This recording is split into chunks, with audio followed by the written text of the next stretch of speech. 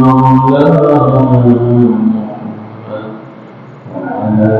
آل سيدنا مولانا محمد بلغ العلا بكماله كشف الدجى بجماله حسنت جنة بصحبه صلوا عليه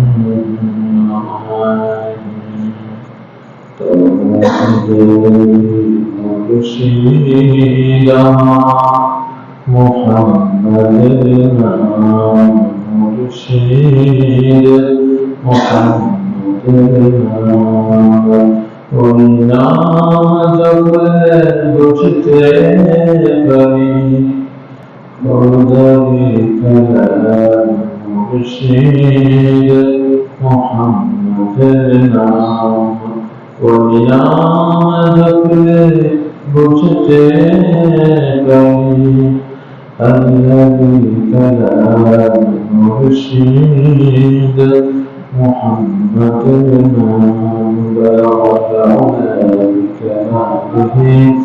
कशफ الدجى بجلاله حسنت الجنة وانصابه صلوا عليه وآله سبحانك لا علم لنا إلا ما علمتنا إنك أنت العليم الحكيم رب اشرح لي صدري ويسر لي أمري واحلل عقدة من لساني يفقهوا قولي معظم الكرام والمسلمين الكرام السلام عليكم ورحمة الله وبركاته সর্বপ্রথম সকল শুকরিয়া সেই মহান রব্বুল যিনি আমাদেরকে সুস্থতার সাথে যথাসময়ে তারই পবিত্র নামাজ মসজিদে এসে তিনি কিছু আলোচনা করার বা শোনার তৌফিক দান করেছেন। সেই মহান জাতের পাকের শুকরিয়া আদায় করছি। সবাই আলহামদুলিল্লাহ। দরুদ সালাম করছি সাইয়্যিদুল মুরসালিন রাহমাতুল লিল আলামিন মুহাম্মদুর রাসূলুল্লাহ সাল্লাল্লাহু আলাইহি ওয়াসাল্লামের প্রতি, যিনি মদিনা ইসলামের রাষ্ট্র প্রতিষ্ঠা করেছেন এবং রাষ্ট্রের পরিচালক প্রেসিডেন্টের প্রধান দায়িত্ব পালন করেছেন এবং তিনি আমাদের জন্য একটি মডেল দিয়েছেন। ইসলামের রাষ্ট্রের একটি মডেল তিনি আমাদেরকে উপহার দিয়ে গেছেন। সৃষ্টির শুরু থেকে এ পর্যন্ত আল্লাহ জমিন আল্লাহ দিন প্রতিষ্ঠার জন্য যে সমস্ত মুজাহিদ নিজের জীবন দিয়েছেন, তাদের শহীদ যথেচ্ছ মর্যাদা কামনা করতে আমরা রাসূলের সিরাত এরপর আজকে আলোচনা শুরু করছি। মুহাম্মদ রাসূলুল্লাহ সাল্লাল্লাহু আলাইহি ওয়াসাল্লাম তিনি যে আরবের আইয়ামে জাহিলিয়াতে অন্ধকারাচ্ছন্ন সেই যুগকে তাওহীদের আলো দ্বারা আলোকিত করেছেন। রাসূলের সেই সংস্কারের ভিত্তি ছিল তাওহীদ। তাওহীদের উপরে ভিত্তি করে তিনি সেই সমাজকে সংস্কার করেছেন। রাসূল সাল্লাল্লাহু আলাইহি ওয়াসাল্লামের সেই আইয়ামে জাহিলিয়াতের সকল শিরককে তিনি তাওহীদের আসলের মাধ্যমে সকল শিরকের মূলোৎপাটন করেছেন। আর এই কাজ তিনি শুরু করেছিলেন 17 বছর বয়সে হিলফুল ফুজুলের মাধ্যমে। এই হিলফুল ফুজুল গঠনের উদ্দেশ্য ছিল জালেমকে প্রতিহত করা, সমাজ থেকে জুলুমকে উৎখাত করা, মাজলুমের পাশে দাঁড়ানো। সুতরাং রাসূলুল্লাহ সাল্লাল্লাহু আলাইহি ওয়াসাল্লামের অনুসরণে রাসূলের সেই কাজ, সেই দায়িত্ব আমাদেরকে গ্রহণ করতে হবে। কিন্তু রাসূলুল্লাহ সাল্লাল্লাহু আলাইহি ওয়াসাল্লাম তিনি বর্ণনা করেছেন, খায়রুল কুরুনি কারনি সুম্মা আল্লাযীনা ইয়ালুনাহুম সুম্মা আল্লাযীনা ইয়ালুনাহুম, সবচেয়ে উত্তম যুগ হচ্ছে আমার যুগ। রাসূল নিজে ঘোষণা দিয়ে গেছেন, রাসূলের যুগে কোনো জুলুম ছিল না। যখন তিনি কোরআনুল কারীমের মাধ্যমে মদিনার সেই বড় বড় মানুষদেরকে কোরআনের মাধ্যমে ট্রেনিং দিয়েছিলেন, রাসূলের সেই ট্রেনিংয়ের যারা আওতায় এসেছিলেন, প্রশিক্ষণ প্রাপ্ত করেছিলেন, তারা আল্লাহর জমিন থেকে জুলুম উৎখাত করেছিলেন। তার জমিনে, আল্লাহর জমিনে তারা মাজলুমের পাশে দাঁড়িয়েছিলেন।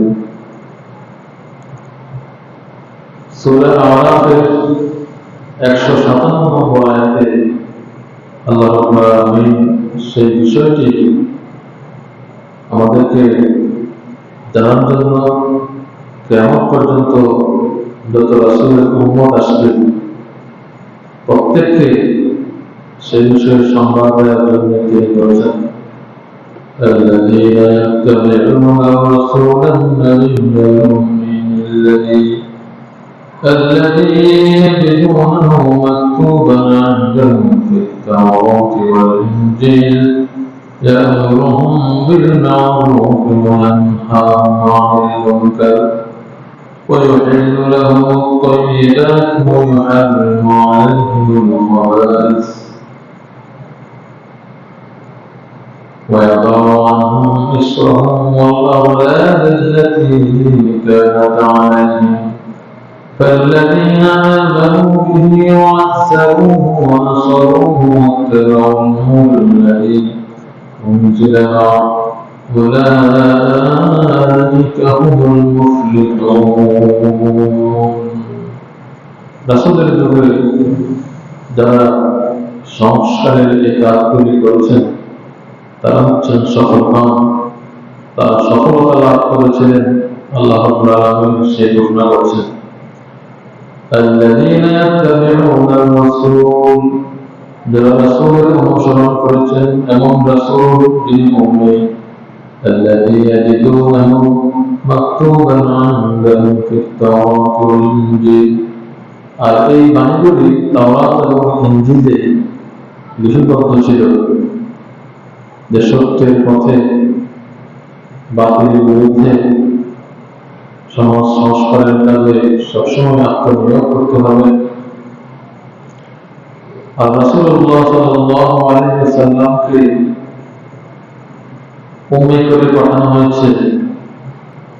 রাসূলের কোনো অক্ষর জ্ঞান ছিল না। যদি অক্ষর জ্ঞান থাকতো তাহলে কাফেররা বলতো, তিনি তো লেখাপড়া জানেন, তিনি নিজের পক্ষ থেকে এগুলি লিখে আমাদের কাছে প্রচার করছেন। আল্লাহ রাব্বুল আলামিন তাদের সেই অভিযোগের দরজাকে সম্পূর্ণরূপে বন্ধ করে দিয়েছেন। বন্ধ করে তিনি তার রাসূলকে সরাসরি হযরত জিবরাইল আলাইহিস সালামের মাধ্যমে তার পক্ষ থেকে ওহী অবতীর্ণের মাধ্যমে আমাদেরকে আল্লাহর কালাম তিনি প্রচার করেছিলেন। সুতরাং এই কথা বলার কোনো অবকাশ নেই যে মুহাম্মদ রাসূলুল্লাহ সাল্লাল্লাহু আলাইহি ওয়াসাল্লাম তিনি অক্ষর যেতে চাচ্ছিল, তিনি নিজের হাতে লিখে লিখে মানুষদেরকে সেগুলো করতেন বা নিজের মন থেকে কিছু বলতেন। রাসূলুল্লাহ সাল্লাল্লাহু আলাইহি ওয়াসাল্লাম আল্লাহর পক্ষ থেকে যাই বলার জন্য আদিষ্ট হতেন তিনি তাই বলতেন। কোরআন কারীমে সে বিষয়ে উল্লেখ করা হয়েছে ওয়া ইয়ানতিকু আনিল হাওয়া ইন হুয়া ইল্লা ওয়াহয়ুন ইউহা।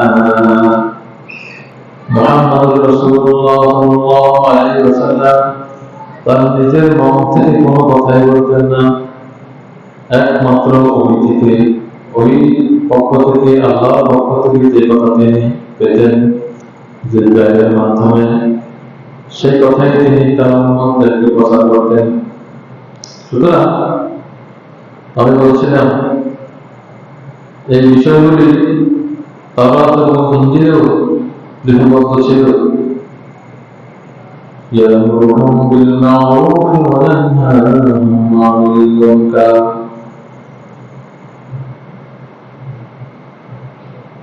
রাসূলুল্লাহ সাল্লাল্লাহু আলাইহি ওয়াসাল্লাম এর ওহীর মাধ্যমে কোরআনের মাধ্যমে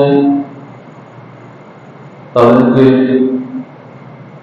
ইয়ানহাহুম আনিল মুনকার অন্যায় কাজ থেকে বাধা দিয়েছিলেন এবং সৎ কাজে তাদেরকে আদেশ করেছিলেন এবং পবিত্র বস্তুসমূহ তিনি হালাল করেছেন এবং অপবিত্র নাফাক খারাপ জিনিসগুলি তিনি হারাম করেছেন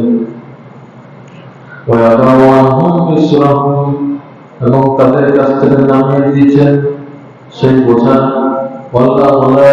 এবং ওই সমস্ত শৃঙ্খল ওই সমস্ত বাধ্যবাধকতা যা তাদের করেছিল।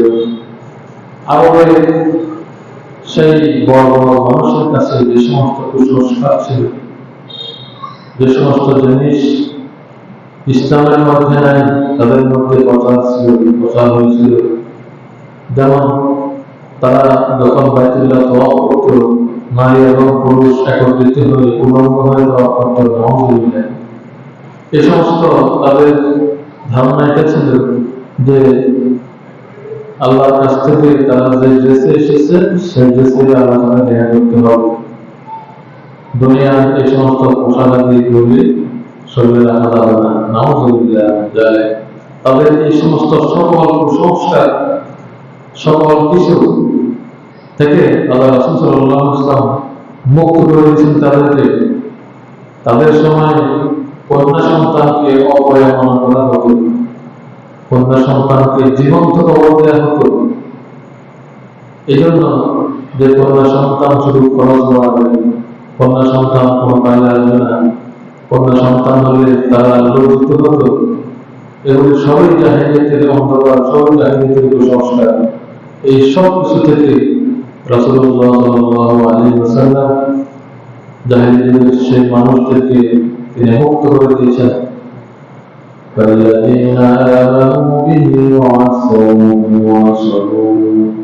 সুতরাং যারা ঈমান এনেছে আল্লাহর প্রতি, আল্লাহর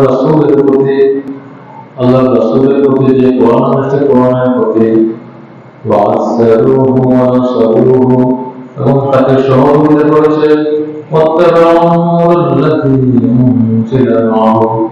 এবং আল্লাহর পক্ষ থেকে যে কোরআন নাযিল হয়েছে মুহাম্মদ রাসূলুল্লাহ সাল্লাল্লাহু আলাইহি ওয়াসাল্লামের প্রতি সেই কোরআন অনুসরণ করেছে, উলাইকা হুমুল মুফলিহুন, তারাই হচ্ছে সফলকাম। এই সকল কুসংস্কারাচ্ছন্ন সমাজের সকল ইসলাম বিরোধী কার্যকলাপ এগুলি সবগুলি হচ্ছে অন্ধকার। ধর্মনিরপেক্ষ মতবাদ হচ্ছে অন্ধকার। যত ইসলাম যত তন্ত্র আছে সবকিছু হচ্ছে গোমরাহি, সবকিছুই অন্ধকার। সেই সকল অন্ধকার থেকে মুহাম্মদ রাসূলুল্লাহ সাল্লাল্লাহু আলাইহি ওয়াসাল্লাম মক্কার সেই বড় বড় মানুষদেরকে যখন কোরআনের মাধ্যমে ইসলামের মাধ্যমে দাওয়াত দিয়েছেন, তারা হয়ে গেছিল পৃথিবীর সবচেয়ে সর্বোত্তম জাতি। রাসূল সাল্লাল্লাহু আলাইহি ওয়াসাল্লাম নিজে ঘোষণা করেছেন, খায়রুল কুরুনি কারনি, আমার যুগ হচ্ছে সবচেয়ে উত্তম যুগ। সবচেয়ে উত্তম হয়েছিল তারা কিসের মাধ্যমে? কোরআনের মাধ্যমে, আল্লাহর প্রতি ঈমানের মাধ্যমে, রাসূলের অনুসরণের মাধ্যমে। সুতরাং সকল শিরককে আমরা ত্যাগ করতে হবে এবং ইসলামকে অনুসরণ করতে হবে। যদি আমাদের আকীদার মধ্যে শিরক থাকে, তাহলে সেই শিরক আমাদের আমলকে ধ্বংস করে দেবে। যদি আকীদার মধ্যে শিরক থাকে, তাহলে সেই শিরক আমাদের নেক আমলগুলোকে ধ্বংস করে দেবে, যেভাবে ধূলিকণার মতো নেক আমলগুলোকে উড়িয়ে দিবে। আমরা যদি শিরক দিয়ে আমাদের দিনটা শুরু করি, তাহলে আমাদের সারা দিনটাই হবে অমঙ্গলজনক, কল্যাণকর হবে না। সকালবেলায় বাচ্চাদেরকে দিয়ে বলা হয়, ওমা তোমার আকাশ তোমার বাতাস। এখানে এই গানটি আগে এবং পরে যদি পর্যালোচনা করা হয়, তাহলে দেখা যায় যেখানে হিন্দুদের মা দুর্গার কথা বলা হয়েছে, কিন্তু সকল মুসলিমদের বাচ্চাদেরকে বাধ্য করে বলানো হয় ওমা তোমার আকাশ তোমার বাতাস। এই ধরনের শিরকপূর্ণ পুরো গানটাই কিন্তু শিরকপূর্ণ। এই ধরনের শিরক দিয়ে যদি সবকিছু শুরু হয়, অফিস আদালত, স্কুল, প্রতিষ্ঠান, তাহলে এই শিরকের কারণে আমাদের সকল আমল বরবাদ হতে বাধ্য। কেন বাধ্য সেটা আমি ব্যাখ্যা করে বলছি কোরআনের আয়াত দিয়ে, দলিল দিয়ে বলছি। আল্লাহ রাব্বুল আলামিন ইরশাদ করেছেন, লিল্লাহি মা ফিস সামাওয়াতি ওয়া মা ফিল আরদ। সাতরূপ আসমান এবং সাতরূপ জমিন, এটা কার জন্য? আল্লাহর জন্য। কার জন্য? আল্লাহর জন্য। কে সৃষ্টি করেছেন? নাকি দুর্গা সৃষ্টি করেছে? নাউযুবিল্লাহ। এটা বলে তো শিরক হবে। সুতরাং এই শিরকের মাধ্যমে আমাদের আমলগুলো ধ্বংস হয়ে যাবে। আল্লাহ বলছে এক কথা, আমি বলছি উল্টাটা। তাহলে আল্লাহ এই কোরআনের আয়াতকে আমি বিকৃত করে দিচ্ছি, এর মধ্যে শিরক হয়ে যাবে। আল্লাহ রাব্বুল আলামিন কালামে পাক ইরশাদ করেছেন, ইন্নাল্লাহা লা ইয়াগফিরু আন ইউশরাকা বিহি ওয়া ইয়াগফিরু মা দুনা যালিকা লিমান ইয়াশা। আল্লাহ রাব্বুল আলামিন শিরক ছাড়া অন্য গুনাহ হয়তো মাফ করবেন, কিন্তু শিরকের গুনাহ তিনি মাফ করবেন না। তিনি ঘোষণা দিয়ে রাখছেন যে তোমরা শিরক করো, আমি স্রষ্টা, আমি সৃষ্টিকারী, এর সাথে যদি অন্য কাউকে লাগাও, হ্যাঁ আল্লাহ করছে, অঙ্ক করছে, সৃষ্টি করছে, নাউযুবিল্লাহ, তাহলে এটা শিরক হবে। সুতরাং এই ধরনের সরাহাত সুস্পষ্ট শিরক থেকে আমাদেরকে অবশ্যই দূরে থাকতে হবে। সম্মানিত মুসলিম ভাইরা, আর শিরক হচ্ছে একটা ডিনামাইটের মতো, যেটা আমাদের আমলকে ধ্বংস করে দিবে। সুতরাং এই ধরনের সকল প্রকার কথা এবং কাজে আমাদের গরমিল পরিহার করতে হবে, আমাদের শিরককে পরিহার করতে হবে। আর এই শিরকের মাধ্যমে আমাদের আমরা যে আমলগুলি করি, এই আমলগুলি কোনো ওজন দেওয়া হবে না। কারণ আল্লাহ রাব্বুল আলামিন কি বলছেন, فمن يعمل مثقال ذرة خيرا يره ومن يعمل مثقال ذرة شرا يره। যদি সামান্য পরিমাণ নেক করা হয়, সেটাও আল্লাহ করবেন, কামনা করবেন, আর সামান্য পরিমাণ বদ করলেও সেটা ওজন করা হবে, হিসাব করা হবে। কিন্তু যদি আমাদের মধ্যে শিরক থাকে, সেটাকে হিসাবের মধ্যে আনবেন না, কোনো দায় পাল্লার মধ্যে উঠাবেন না, কোন এক থেকে পরবর্তী আয়াতে বলছি। আল্লাহ রাব্বুল আলামিন সূরা কাহফের 105 নম্বর আয়াতে বলছেন, فَحَبِطَتْ أَعْمَالُهُمْ فَلَا نُقِيمُ لَهُمْ يَوْمَ الْقِيَامَةِ وَزْنًا। যদি শিরক থাকে, তাহলে তাদের আমল সমূহ আমি এমন ভাবে ধ্বংস করে দিব যে তাদের আমলগুলিকে ওজন করার জন্য দাঁড়ায় পাল্লায় উঠাবে না। এই যে আমল, বদ আমল, আমলকে মাপা হবে যে দাঁড়ায় পাল্লা দিয়ে, সেই দাঁড়ায় পাল্লার মধ্যে আমলটা উঠানোই হবে। নাউযুবিল্লাহ, কত ভয়ঙ্কর কথা সম্মানিত হাজিরিন।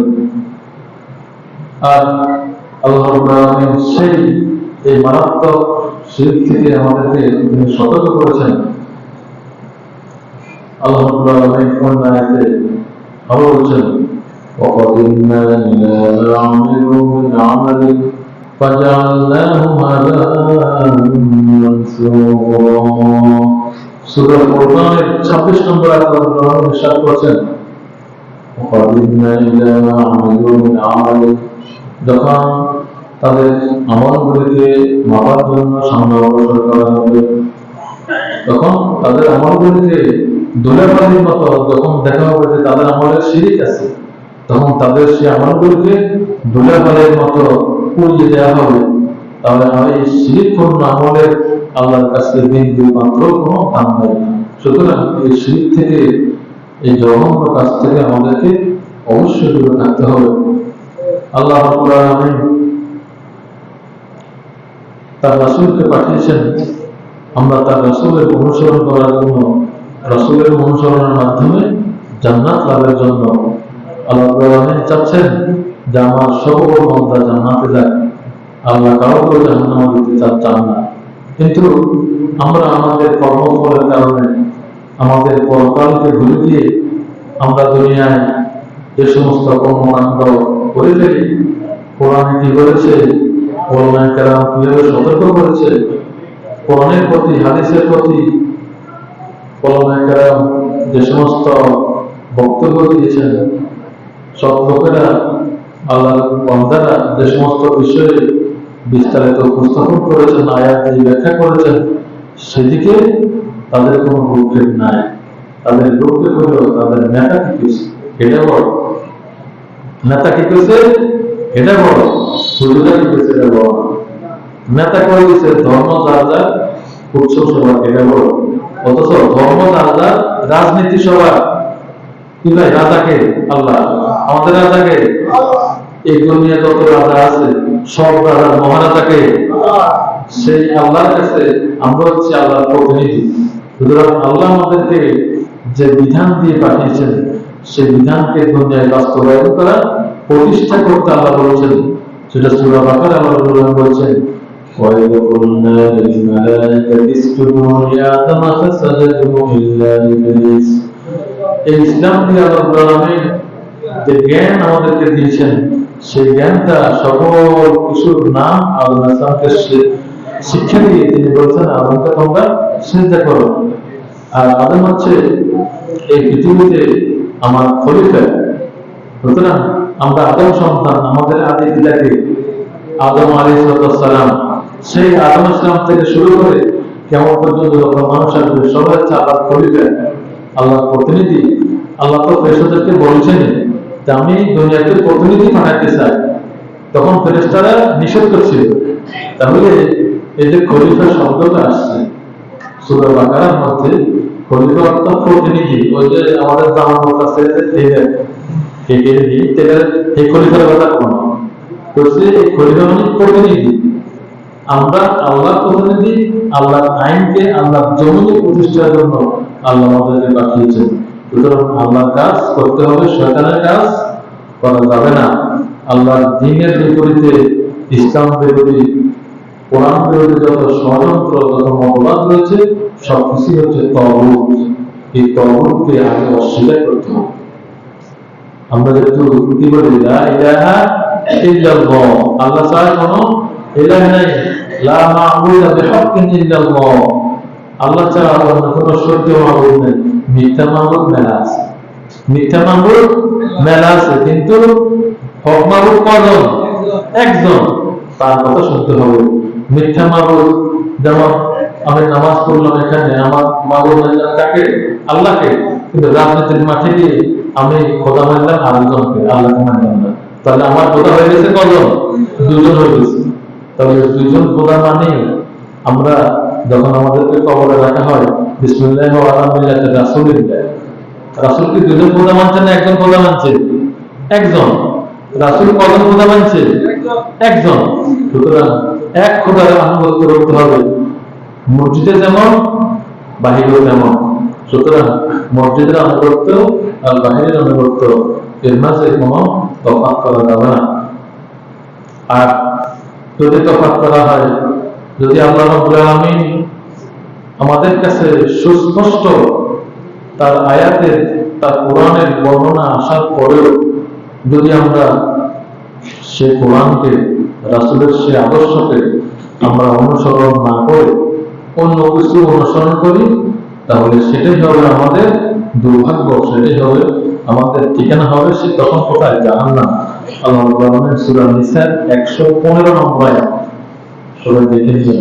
সূরা নিসার 115 নম্বর আয়াতে তিনি ইরশাদ করছেন, ومن يشاقق الرسول من بعد ما تبين له الهدى ويتبع غير سبيل المؤمنين نوله ما تولى ونصله جهنم وساءت مصيرا।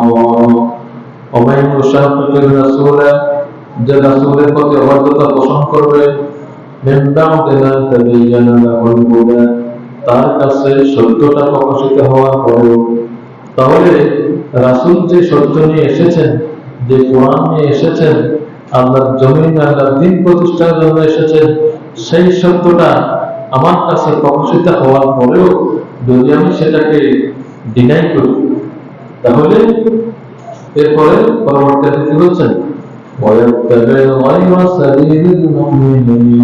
এবং মুমিনদের পথ ছাড়া অন্য কোনো পথ অনুসরণ করি, নুওয়াল্লিহি মা তাওয়াল্লা ওয়া নুসলিহি জাহান্নাম, তাহলে আমাকে কোথায় নেওয়া হবে? জাহান্নামে প্রজ্বলিত অগ্নিতে নিক্ষেপ করা হবে।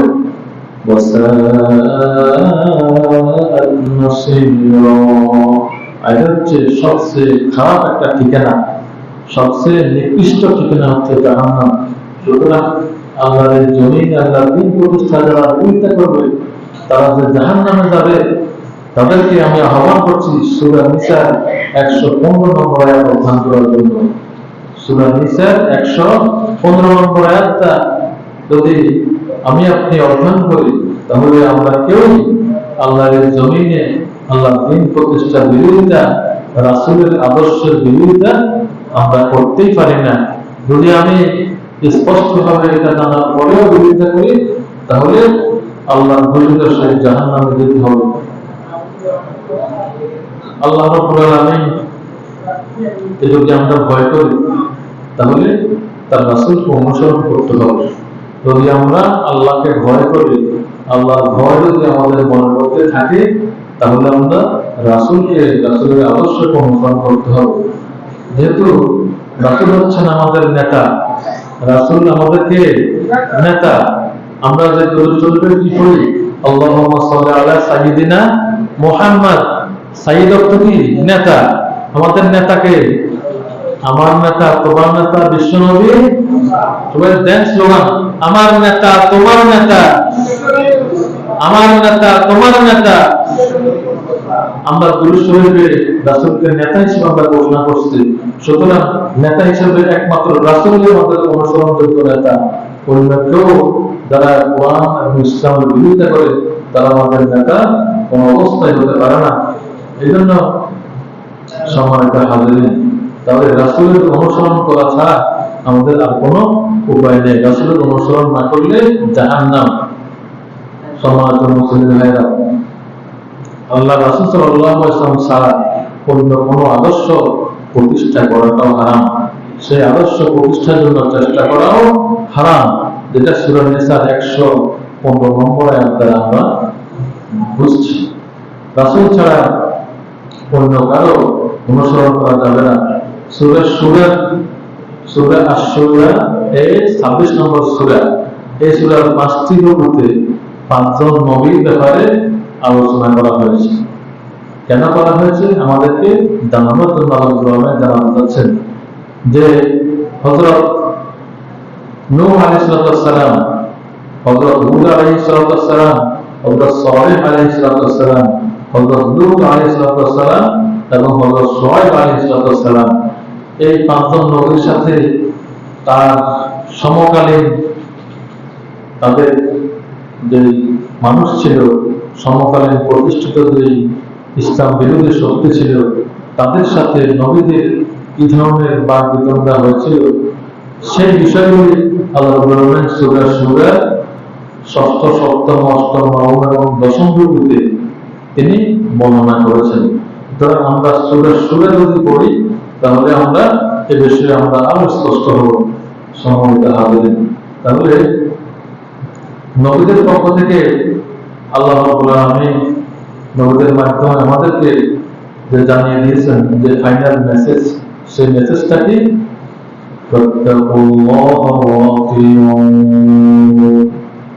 যেটা সূরা তাওবা 108, 110, 136, 141, 144, 150, 163 এবং 179 নম্বর আয়াতে এই সামারি, এই সব কিছু সামারি হচ্ছে, শেষ কথা হচ্ছে ফাত্তাকুল্লাহ ওয়া আতিউন, তোমরা আল্লাহকে ভয় করো এবং আমার অনুসরণ করো। কে বলছে? মুহাম্মদ রাসূলুল্লাহ সাল্লাল্লাহু আলাইহি সাল্লাম আল্লাহর পক্ষ থেকে কোরআনের এই আয়াতের মাধ্যমে মানুষকে জানিয়ে দিয়েছেন, তোমরা একমাত্র আল্লাহকে ভয় করো এবং আমার অনুসরণ করো, আমার আদর্শ প্রতিষ্ঠা করো, অন্য করে আদর্শের পিছনে ঘুরি জাহান্নামে যাওয়ার দরকার নাই। সুতরাং আল্লাহ রাব্বুল আলামিন আমাদেরকে যে ইসলাম ধর্ম দিয়েছেন, এটি হচ্ছে পরিপূর্ণ জীবন ধর্ম, পরিপূর্ণ জীবন ব্যবস্থা। সুতরাং এই পরিপূর্ণ জীবন ব্যবস্থাতে আমাদেরকে সন্তুষ্ট থাকতে হবে। অন্য কোনো দিকে যদি আমরা হাত বাড়াই, তাহলে আমাদের জন্য এটাই প্রমাণিত হবে যে আমরা আল্লাহর ভয় আমাদের মধ্যে নাই। আমরা আখিরাতে একটা জিনিস আছে, আমরা সে বিষয়ে বিশ্বাস করি না। সুতরাং আখিরাতে যদি বিশ্বাস না থাকে, তাহলে তো আমি ওই না, যেটা সূরা বাকারার শুরুতে বলা হয়েছে, যারা মুমিন তাদের আখিরাতের প্রতি নিশ্চিত বিশ্বাস থাকতে হবে যে আমি দুনিয়ায় যে কাজগুলি করছি, পরকালে আমাদেরকে অবশ্যই হিসাব দিতে হবে। সুতরাং পরকালীন জবাবদিহিতার ব্যাপারে যদি আমরা সচেতন থাকি, তাহলে আমরা দুনিয়ায় রাসূলের আদর্শের বিরোধিতা, কোরআনের বিরোধিতা, ইসলামের বিরোধিতা আমরা করতেই পারি না, এটা অসম্ভব। আল্লাহ রাব্বুল আলামিন আজকে যে আলোচনা হয়েছে আমাদের সবাইকে আমল করার তৌফিক দান করুন। আমিন।